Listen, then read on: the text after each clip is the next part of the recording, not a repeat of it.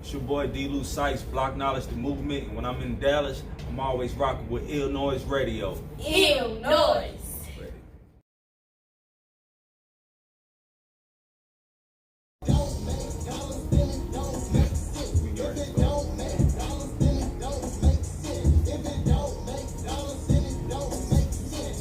Yo, what's going on out there? It's your boy Marcus Kelly, Illnoise Entertainment, man, representing the Triple D's finest, man. I'm telling you, it's going down. I got a special guest in the house. So all the marchers that was out there last night in Dallas downtown, man, marching for George Floyd, man. Thank you guys, man. For those of you guys that went home at the right time and didn't tear up anything, man, we really appreciate that. For the others, man, we gotta do better, man. It's going down right here on ILLNoise Radio, man. I got my special guest. Let me go ahead and let him introduce himself. D. Lou, what's poppin', baby? What's good? What's good? It's your boy Lou Sikes. We in here. Block Knowledge. It's going down, baby. So go ahead and let the people know, who you are and a little bit about yourself.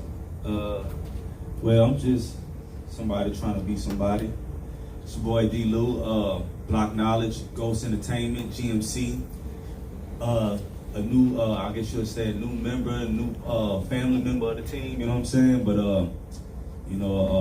hip hop artist, motivational speaker, you know what I'm saying? Got a mentorship program we just started, trying to get off the ground. It's called Block Knowledge, you know what I'm saying? Basically, that's what I'm doing right now, man. Block Knowledge Volume 1 is out now. New single is jumping on YouTube called Make It. Remix coming soon. So that's what we working with. Already. So Block Knowledge, tell us a little bit about that. How did you come up with that organization? Block Knowledge, it actually started some years ago. Me and my wife, we was in Georgia on some ministry type stuff, you know.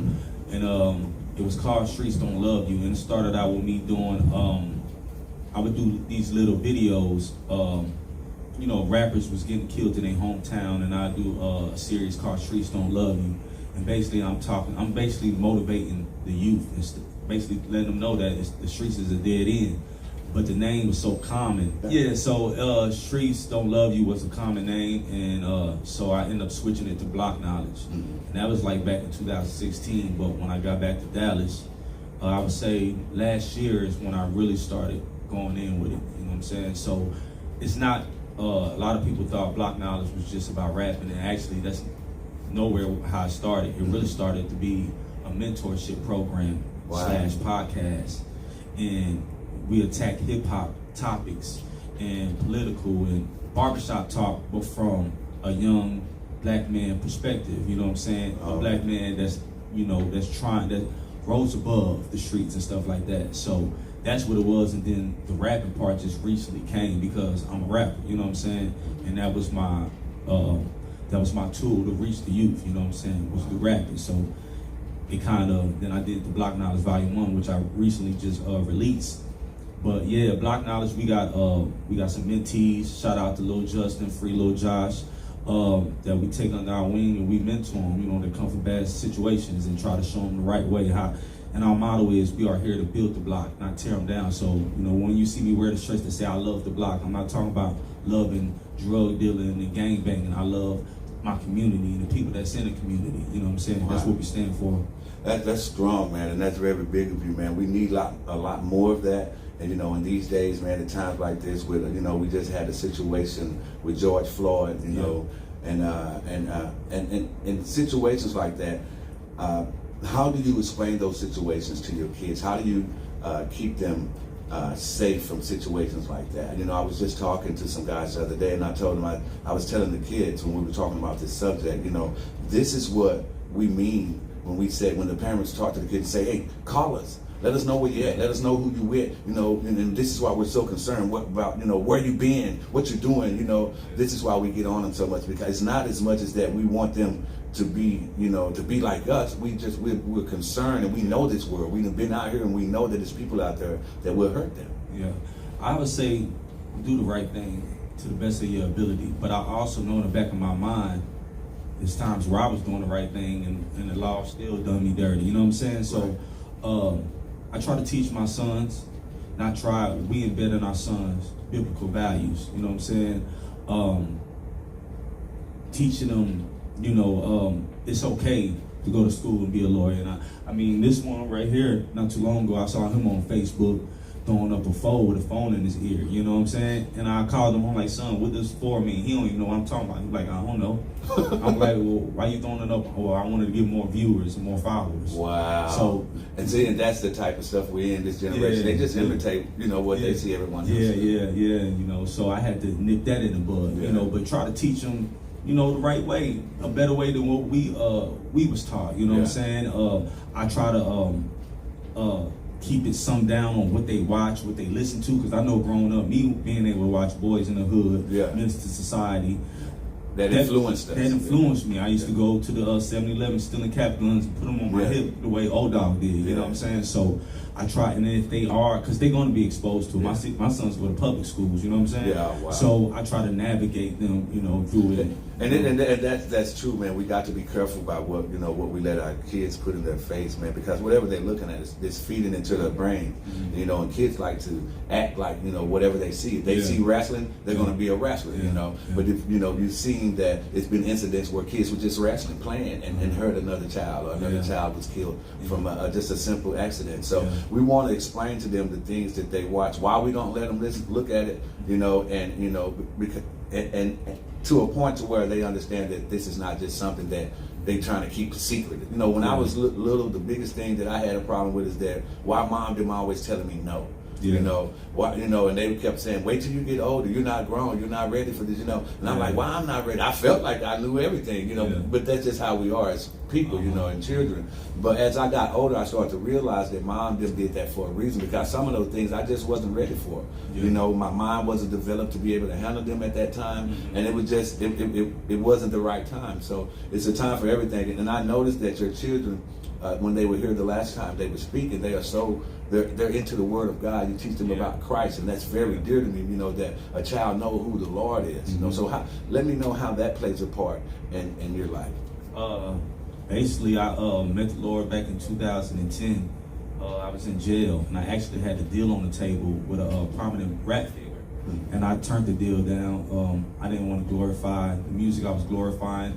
Now, I don't want everybody to think I'm perfect, you know what I'm saying? Because a lot of people know my flaws, because I don't wear a mask no more, you know what I'm saying? But in my music, you'll hear me talking about God. I won't call it, I was real strong with Christian rap at one point.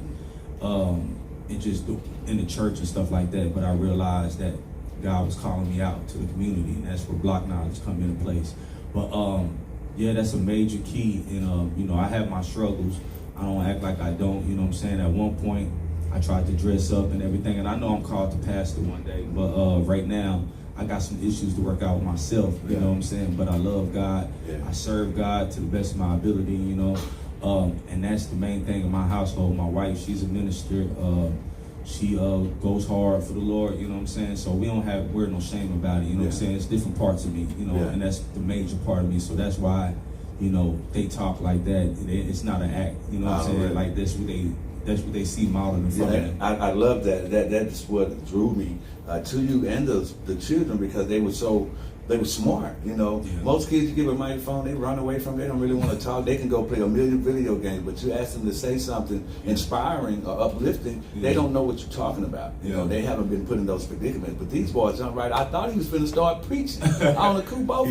They both went to just talking. I was like, wow, it just amazed me, you know. And that lets you know that their parents are doing what they're supposed to do, you know, because that only comes from good parenting, man. And, you know, when you start to, you know, do yourself evaluation, which we all do at certain points in our life, then you start to realize the things that are most important in life, you know. And especially your dads being with the parents being together, raising the kids together, you know, the mother being a minister, man, you can't get no better than that, bro. That's a God-fearing woman that loves the Lord and got a man that she loves that's going to stand with side by side and push him and lift him up, and y'all lifting each other up with the Word of God. Hey, man, and the kids understand that, and they see that. You just introduced the world to two gentlemen, two great men that's going to be, you know, products of our future. In the future, that's our future. I like looking at those guys and saying, okay, well, the future looks bright, you know? Because a lot of other little kids out there that you'll look at, they can say some words to you, and you'll be like, wow, the future looks very damn you know, like, it comes from home. It starts at home, you know? And so that's a great thing, man. I'm going to go ahead and let you guys turn your microphones on right quick.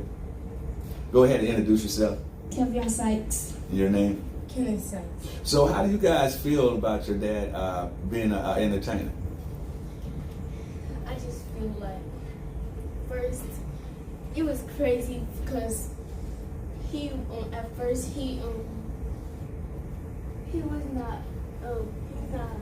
Speaking to the he mic. was not like this, and then when he started rapping, like at first I didn't really care about rapping, but my dad he started rapping, like he was rapping, and then he entertained me to start rapping with him. So, and it was a few days when I was asking, can I be in one of his raps, and he said once time I was ready to like get practice and stuff. So then that was when I would start practicing, and I was keep getting my mind focused on school and praying that one day I'll be a champion like my dad. Wow. And see, he built you up. He gave you the guidelines. It's like he didn't just say, "Oh, go jump in it, son. Yeah, anybody can rap." He said, "No, this is what you have to do. And once you get better with practice, you do your schoolwork and you keep praying. Once I see that you're ready, in other words, then I'll let you decide. And then I'll decide if I want you to go down this lane. Because just being a rapper, it's a lot come with that. You know, you first start out as just fun and games and it's cool, and then you start realizing that some of the rappers are not like some of the other rappers. And then they start, you know, once you get in the rap game, you start seeing that it's different. It's difficult. You know, when you're a Christian rapper, and then you got some so-called gangster rappers and how they look at you and how people perceive you. So then you start thinking about your image. So it's a lot come with that. And so how did you deal with that? You know, when you know how people deal with you coming from not being just a straight thug rapper, and then, you know, but just kind of toning it down. How did that work? Man, at first, I started out, you know, I was with 3R Entertainment with Twisted Black, and boys out of Fort Worth and George Lopez and DSR. So I had a name, you know, I won a battle of the home jams when Greg Street was out here. So my name was jumping and stuff. Yeah, so my name was jumping. So it was really kind of hard at first. It wasn't hard, but that was the main thing I was worried about, what people was going to think. So recently, you know, I had some ups and downs, like I said, with my walk with God, you know, dealing with drug addiction, loving the street life, you know what I'm saying, but still loving God. Yeah. So, but at the same time, I still had a heart for people, and I still have a heart for people. Yeah. So I said, just let me be me, you know what I'm saying? And I was even afraid to let my pastor hear it. When he heard it, you know, he fell in love because he knew that was me. Yeah. I'm not cussing, I'm not going in. And some songs you may hear me just glorifying God. Some songs you may hear me talk about something. I'm sick of this. I'm ready to go back to the streets, you know what I'm saying? And what I realized, I'm touching so many more people. Yeah. I had people flood my inbox like, man, I'm talking about somebody who's well known in Dallas Metroplex. I ain't gonna say his name, but he hit me up. He was like, I want to do what you doing. You know what I'm saying? Listening to what you doing now, I just kind of made my own lane. Well, God made the lane for me. Yeah. I didn't want to wear no mask, man. You know what I'm saying? I just wanted to be, you know, it's my therapy. So one night I may just be like, man, and I just let it go. And then it actually fit. But I make sure that because of what I'm trying to do with the motivational speaking and speaking to the youth, I still have to keep it toned down. You know what I'm saying? I don't want to confuse nobody.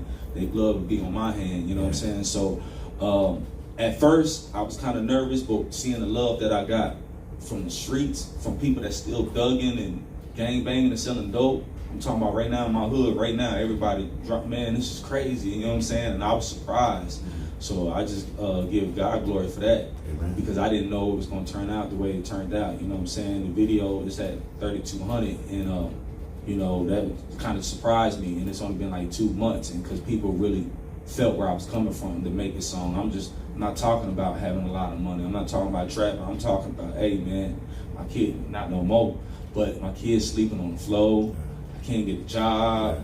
I want to go back to selling dope, robbing, you know what I'm saying? And it's a lot of people who felt that. I'm talking about they can relate, because that's the black man struggle, you know? Seriously, man. You know, you got to crawl before you walk, man, and that's just how it is sometimes.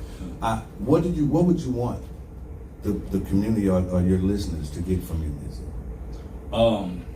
What I want them to get from my music is that the main thing is God first. Regardless of what I'm doing. And I like to say, you know, don't look at me, look at what I'm pointing you to, you know what I'm saying? But what I want them to get from my music is that somebody who's trying to figure it out, you know what I'm saying?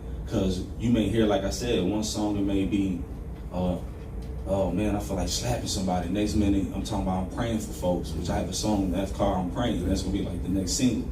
And so they may seem like, this kid don't know what. Yeah, he's undecisive. Yeah, he's that's life. undecisive. You know, you never know Yeah. what you're gonna be dealing with. Yeah, but I'm just giving you me. Yeah. I want you to understand that this is me. Like, this ain't no drawn up image. This is me. You know what I'm saying? Right. So that's one. And for two, one of the main things that I'm trying to push to our people, to our young brothers, and to my sons. You don't have to be a rapper or a dope dealer or a football player to make lots of money and to make it. You know what I'm saying? Right. You can go to school. You can go get that trade. And I found out, you know, I got a lot of felonies and stuff. And I'm in the process right now. Me and my wife, we started our own cleaning business. Yeah. I had to find a way to make it. Yeah. You know what I'm saying? It was like, okay, I can't get a good job, all this, and I don't have a degree. I don't even have a GED. But I went out and started a cleaning business. You know what I'm saying? So I just want to give some positivity. You know what I'm saying? To my people, you know what I'm saying? And let them know, yeah, you can be from, that's what block knowledge stands for. It's a two-edged sword, is what I like to say. One edge is the block knowledge is to give knowledge to the people on the block, like, hey man, there's other things out there. Hey, you can, hey man, you know you can go and you can get that without doing this. And on the other edge of the sword is to let the people who don't know about the block, hey, there's some good people that come from out of here. You know, there's some talented people who come from out of here. You know what I'm saying? I'm talking about some of the most kind-hearted people I met was gangbangers, and so it's like a two-edged sword, and that's what my music I wanted to convey to people. To the people who don't know about our communities, they think it's just thugs and everything like that. There's some people who really, I know a youngster, man, but he ain't young no more. Since he was young, he was selling dope for his pops, so that's all he knew. You know what I'm saying? And so to show them, hey, it's another way, basically, you know. Already. So what would you say to the young brothers out there that's inspired by you and looking to do some of the things that you're doing, following in your footsteps? One of the main things I want them to understand is that these streets, because I mean, we glorify in our music so much. But at the end of the day, it's always a dead end. You know what I'm saying? It's only so many people I know, and I can't even count on one hand probably, who made it out without getting no jail time or getting shot or being dead. You know what I'm saying? And it's the same message that we all, you know, you hear a lot of rappers, hey, go to school and all this type of stuff. But nah, like seriously, man, y'all see what's going on right now. We got to get it together. Yeah. Like seriously, like I've been beat up by police in handcuffs and charged with it. And then it came after that, it's just been downhill. You know what I'm saying? And once they get you in that system, it's out. You know, it's kind of hard to get out of it. Yeah, so I want them to know, man, stay out the system. We can be, you know, tough, hard, cool, and not have to walk around talking about carrying sticks and all that type of stuff like that. You know what I'm saying? I look at a real man as a man that's doing what I'm doing. You know what I'm saying? Exactly. I take my sons with me, and you know what I'm saying, this is my crew, you know, shout out to my other crew, you know what I'm saying, but this is my crew. It's a time of my life where I fell off, you know what I'm saying, dealing with what I'm dealing with, and I had to get myself, and as soon as I did, that's when I seen that picture, and I said, oh, let me get back on my game, you know what I'm saying. So to my young brother, I really have a heart, like for real, and I tell people this all the time. You can hit me up on Facebook Messenger, and I'm one of the guys that will walk with you. You're talking to somebody who hopped on the trains, had a car, but hopped on the trains and just went out praying for youngsters, you know what I'm saying? And they respected it. And I had young dudes crying like, man, I could tell you really care, you know what I'm saying? Ain't no cameras, I ain't snapping on Instagram, posing with you, you know what I'm saying? So, you know, we gonna make it, we can do better, man. Right now, and one of the main things I did want to say, I hear people using black on black crime. Well, they doing it because they see, first of all, we know that it's proximity. Mexicans kill Mexicans if they right next door. Whites kill whites. It's proximity. So you got a whole bunch of people in lower communities, bro. Yes, but since they using that against us, even though I don't so much believe in that, because I do, statistics say it's proximity, you know what I'm saying? But since they want to use that against us, now is the time for us to band together. Like for real. It's no excuse for them to kill us, but now it's even more reason for us to band together, because we know they're gonna play that black on black card. So now we can't be sitting up here saying, well, we need the Crips, Blood, Oak Cliff, no Dallas, West Dallas. let's see what happens after this. Cause let's take care of ourselves. Let's watch after our own communities. I remember about and I don't want to ramble, but Thug Life with Tupac.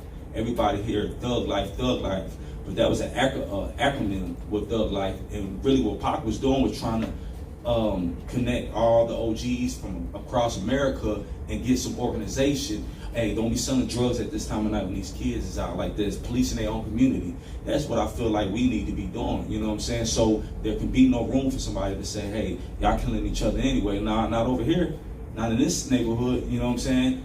We helping the old folks in the house. We police each other kids, they go home, you know what I'm saying? So that's what I really feel like we need to do. That's what I'm trying to do, honestly. Already, man. That's dope and that's deep, man. So what do you see yourself in the future? I love music. I've been doing it since I was young. But for me at this point, I feel like it's just like a tool. You know what I'm saying? It's a tool, but for me, I want to be able to have homes and stuff like that. My heart is the youth. You know what I'm saying? My heart is at troubled youth and black communities and stuff like that. So I see myself having different homes for youngsters who homeless, who have parents that's not around, to be able to come bring them in, clean them up, and teach and show them. And actually, we putting that in process right now. I got somebody who teaches money management. He want to come along, and we sending them through courses and stuff like that. So, and also, like I said, preaching the word of God. You know what I'm saying? So, trying to get there though. Already. We're going to take a simple, quick break right here, and we'll be right back with my boy D. Lou. Y'all stay tuned right here at ILLNoise Radio. Yeah. What's poppin', man? What's poppin', man? Happy to see another day. Already. So I was asking before we left, Yeah. Who are some of the people that inspire you to be an entertainer? Oh, man. Ooh-wee. Be an entertainer. I would say first, early on, probably was Snoop. Snoop first came out, I was younger than them. But, I used to wear the plaid and all that, and I grew up in Philly, and that wasn't even a style up there, you know what I'm saying? Right. But I say about Snoop, but really, when really inspired me, I grew up in a screw Swisher House era, you know what I'm saying? So, I say about them and just loving the music anyway, period, you know what I'm saying? But yeah, some of my biggest influences was, the Screwed Up Clique, Swisher House, you know what I'm saying? But then when DSR came up, shout out to them, Fat, all them boys. That was somebody from our backyard, Lucci and Pookie, you know what I'm saying, from our side of town. So when we seen them boys do it, it was like, oh man, it was on the poppin'. So yeah, mainly, those guys. Already. So if you could work with anybody in the industry, who would be some of the people you choose to work with? Ooh, if I could work with anybody in the industry, it would have been Pimp. Pimp C? Pimp C, I was one of the biggest Pimp C fans. Actually, we had my record that was on the radio. It had a Pimp C sample, and I met him a little bit after he got out, right after he got out in a studio in Houston. You know what I'm saying? And he had which one? Yeah, he had a Dallas throwback jersey on. I'll never forget. But I know he ain't here to be with us. But Pimp was one of my artists that I really wanted to work with. If we talk about somebody that's living right now, it's really hard for me to say. Most likely, probably be. Oh man, that's hard. That's a hard one. I can't even answer that right now. Okay, that's I'm gonna lie. That's cool. So, being that you are out here and you're making these different moves, you're an entertainer. You speak to the younger brothers out there about being positive. Mm-hmm. You've done a lot of things with your music. Tell us about this song that you got. How did you come about making this, and how did you come up with the title? And who are some of the people that work with you on this project? Make it.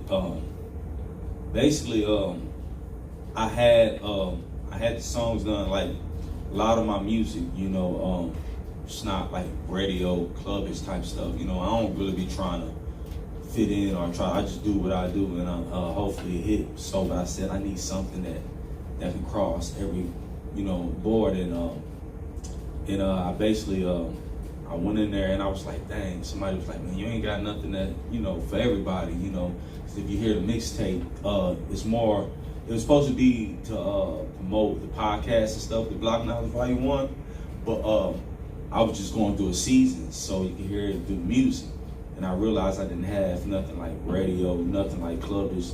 And, you know, and I told a DJ, I was like, bro, I don't make music like that. I don't, you know what I'm saying? I don't make that type of music. Like, and I just said, I'm gonna be myself. And I heard the beat.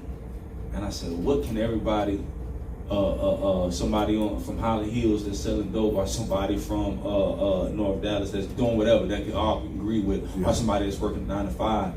And I just basically was just talking about my life, and book just came. I don't know, man, honestly. I really don't know, it just came. And when I heard it, and you know, when you write something and you rapping it to yourself, it don't sound the same when you go record it. But once I recorded it, and I let different people hear it, DJ K-Rock, all my DJs I used to deal with it back in the days, and they heard it, they was like, whoa, you got one there. And it just kind of just went, you know what I'm saying? And really I work with myself on this one. I got God Nation on there. I got my guy Doc Lee on there. You know what I'm saying? Really it was just me. Cool. So on this project, I was just doing me. Like, I don't really go by no standards, or I don't follow no guidelines.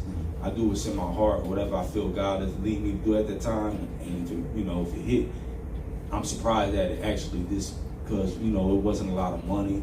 You know what I'm saying? I'm used to being signed to a label and stuff. So when I signed to a label, this is 9 to 5 money that put this project out. And for it to take the way that it took, you know, having people that solidified already in the game, that got names, who was like, man, this is it. And to get the respect from my peers, that's all that really meant something to me. That's what's up. So how was your time with DSR? Oh man, if it wasn't for DSR and George, a lot of people wouldn't know D-Lou. I was with 3R Entertainment, like I said. Shout out to Scratchback, all my homies out there in Fort Worth. I was signed with them, and I had my album done. And I remember trying to go get signed with them first, but George was like, nah, we got, you know, this was before the deal, and, you know, their roster was already, but they did my distribution T-Time. And he sent me over there, and I forgot how it happened. I was finna put out the album, that's what it was. And George was like, don't nobody know you. You know what I'm saying? You gotta put out a mixtape first. So me and Lil Ronnie and DSR put out Above All, and that's what kind of blew me up in the city.